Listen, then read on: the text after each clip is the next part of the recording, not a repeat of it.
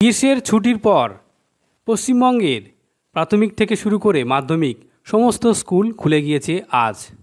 কিন্তু এরই মধ্যে আবারও গুরুত্বপূর্ণ নোটিফিকেশান জারি করা হলো। সেখানে বলা হয়েছে যে স্কুল মর্নিং করতে হবে। এ নিয়ে একটি নির্দেশিকা জারি করা হয়েছে। সেই নির্দেশিকায় কি বলা হয়েছে চলুন বন্ধুরা দেখে নেওয়া যাক।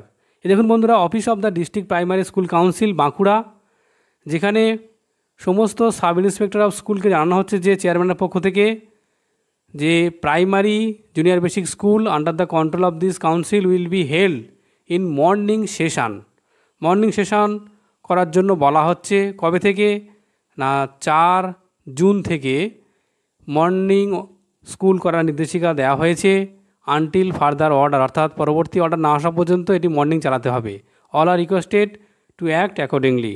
এই নির্দেশ অনুযায়ী সমস্ত স্কুলগুলিকে চালানোর কথা বলা হয়েছে। ধন্যবাদ।